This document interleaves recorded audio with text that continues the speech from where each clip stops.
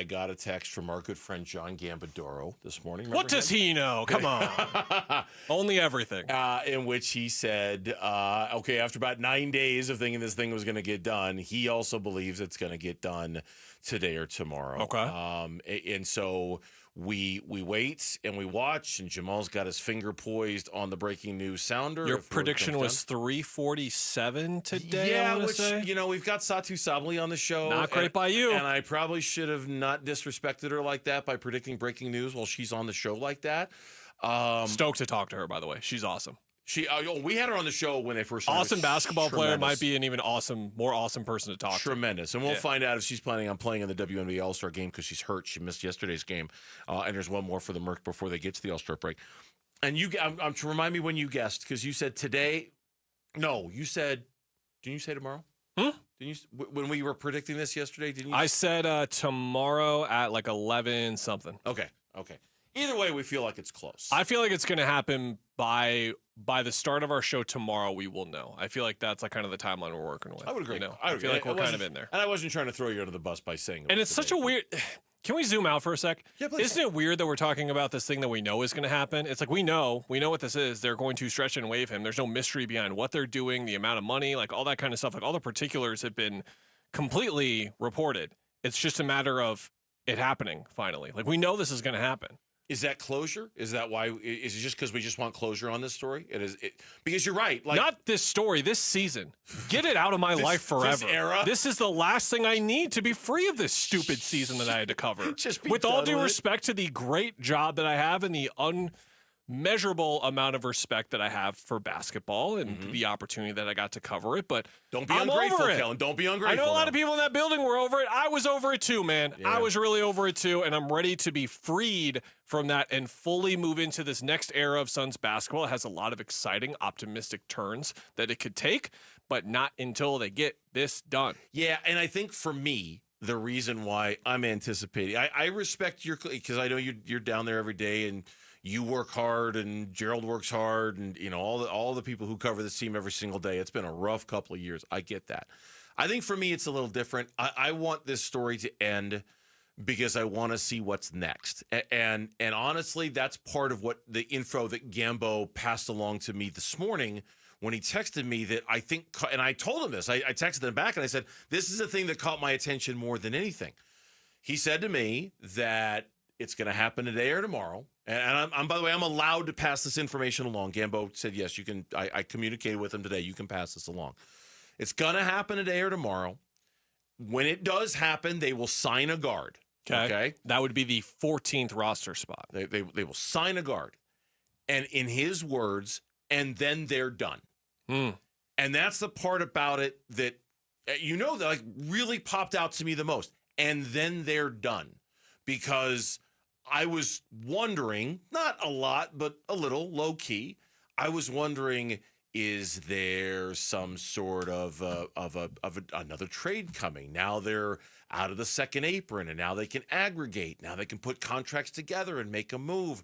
This roster looks horribly imbalanced right now, like unfeasible in terms of how unbalanced it is. And I asked for clarification. I said, and they're done? And he's like, and they're done. And that they'll sign a guard. And by the way, he said, not CP3 and not Russell Westbrook and not Malcolm Brogdon, a guard. He didn't say who, just not one of those three guys. Well, those are three fun names, though. Haven't the Suns considered how that's fun? Isn't there anything that you've learned from Isn't this Gambo's year of fun? that sometimes it's just not fun? Sometimes it's information. We even debated whether we should play Don't Fear the Reaper because he said it's not going to be one of those. And I'm like, I can't do that shtick without him. It would feel wrong and weird to play Don't Fear the Reaper without Gambo sitting in that seat. But and they're done. Now, I want to qualify this before you say what you're going to say about it by saying once upon a time, we thought the Phoenix Suns were done building their roster. And about a week before training camp, they traded DeAndre Ayton to the Portland Trailblazers, and they weren't done. So understand that done is negotiable, right? Like done is, we're done for now, but we might not be done later. But for now, it would suggest that they're done. What do you think about that? don't think they should be done, Bernsey. I think there's a lot more work to be done. Okay. I'll use done in that facet instead. Kind of what I thought, too. I don't think they should be done either. The tea leaves that are really interesting here, if you weren't listening to today's show or yesterday's show, I'll refresh you if you were listening to yesterday's show. Suns Twitter friend, colleague, Australian correspondent for Empire of the Suns, David, also known as at the 4-Point Play, tweeted out some of his cap figures. He's got all the cap minutia down, and something that he pointed out, and he tends to know things from time to time. So when he had it down in his cap sheet as they've got 14 players, one of them's on the veterans minimum, and then they're done. It seems like David kind of knows something that's going on a little bit as well. He reported that if they sign that 14th guy to the veterans minimum, like they do, they waive and stretch Chris Paul for the amount that is expected, they would be only $4,000 under the luxury tax. $4,000. That's it. So if you're asking why wouldn't they sign a 15th guy? Why wouldn't they do all this trades? They could do trades, but those could move those numbers a little bit. And we mentioned the value that is there for getting out of the tax for at least a year. Not the apron, the tax. The tax. They would be way under both the aprons. They'd be clear on both the aprons. But the tax has these repeating penalties that multiply and just get cancerous, which is how quickly they can really spread. And getting out of them for a year or 2 years is valuable. This is not me defending the decision. I don't think this is what they should be doing. I think that they really need to do everything in their power to completely reshape this roster.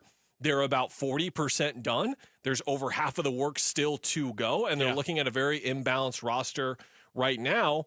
But it appears that their priorities are in another place, at least for now. At least with the information that we have right now, we're ready to be wrong about that, but at least for now, it appears to be, let's get away from the second apron for these penalties. Let's get away from the tax for these penalties. And we've got our basketball team. And look, and we know clearly there's a willingness from Matt Ishbia to live in the tax space, to live in the apron space. I don't think there's any fear or hesitation to do it, but you've got to have the right reasons to do it. And this slice of time, this moment in history, is not the right time to do it. For at least from their thinking, I can understand why they might be looking at it that way. Because if I'm understanding you correctly, by breaking the cycle of constantly being in the tax, even if you break that cycle for a year or two, you're basically resetting your penalties for being a tax team back to zero, right? And you're taking away a lot of the real punitive stuff. Violating the tax? It's 3 out of 4 of the seasons where you are known as like repeat offenders, and they keep going up and they keep going up. So you got to start that process somewhere. You got to start getting there. So maybe they're just looking at this as let's get out of that loop, right? Let's get out of that loop so that I think they would need to do it for another year after this year, if I'm looking at all the information correctly and understanding correctly, which with the CBA is rarely the case. I'm rarely correct about that, if I'm being totally honest, because the thing is impossible to understand. Why I rely on people like David and Gambo to get this information and relay it to us in that kind of way. But what I will say is you can read that however you want to. Their priorities are clear in terms of the penalties, the restrictions, and again, the second apron penalties. This is not like aggregating salaries and doing all these kinds of things with trades, because remember, the luxury tax numbers are at the end of the season. They are not at the beginning of the season. Right. They would need to maintain this figure for the entire season as well. But for the record, if they are done, forget the tax for just a second. If they are done, okay, and then there's no like last minute DeAndre Ayton trade like there was a couple of years ago. Boy, this roster has no balance at all. I mean, you just look at it and go, man, that's a lot of 6'5" guys, right? And too many centers, and too many 7-footers, too many 6'5" guys. And just this emptiness of 6'9" guys, 6'8" guys. Like, where are they? You know, and you just look at the roster and go, how are they going to play every single You got 2, night? but the problem is those 2 aren't any of your 7 or 8 or 9 best players. Yeah. That's a problem. Yeah. Thanks for watching Burns and Gambo. Click to see more from the guys and hit the button in the middle to subscribe so you never miss a video from Arizona sports.